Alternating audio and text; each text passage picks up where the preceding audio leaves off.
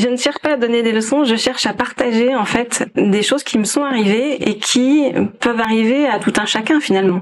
Et quand ça vous arrive, comment vous faites? Moi, franchement, j'étais complètement paumée parce que j'avais pas un environnement qui pouvait m'expliquer. Au contraire, on me disait. Vos amis d'avant, vos amis de la télé, vos amis de votre, parce que je le dis, vous avez travaillé à BFM, à Paris Match, enfin, vous avez été conseiller de programme TF1, parce que vous avez travaillé dans beaucoup de chaînes. J'ai fait à peu près toutes les chaînes. Voilà, c'est quand même des univers qui sont très bling bling.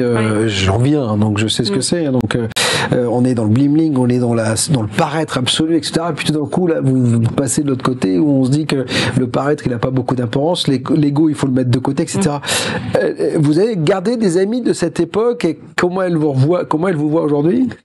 Ouais, j'ai gardé plein. Alors, je dis vous, comment elles vous voient, parce que souvent, les femmes sont beaucoup plus intéressées, attirées par ces sujets que les hommes.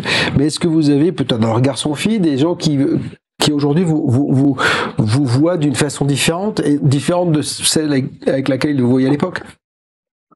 Alors, je vais pas parler pour eux, mais en tout cas, j'ai gardé pas mal d'amis parce que dans tous les milieux, quels qu'ils soient, même dans les milieux où il y a des forts égos, on va dire, hein, la télé, bon, ok.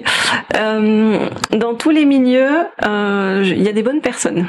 Je sais pas si c'est un scoop, mais en tout cas, moi j'ai toujours eu la chance au fur et à mesure, peut-être que je pense que plus on est aligné à l'intérieur et plus on attire les bonnes personnes. Donc j'ai l'impression aujourd'hui d'avoir beaucoup de bonnes personnes autour de moi. D'accord. Et étonnamment, lorsque j'ai sorti ce livre et lorsque j'ai commencé à en parler autour de moi, et ben j'ai énormément de personnes qui m'ont dit ah mais il faut qu'on se revoie, il faut qu'on se refasse un café, etc., etc.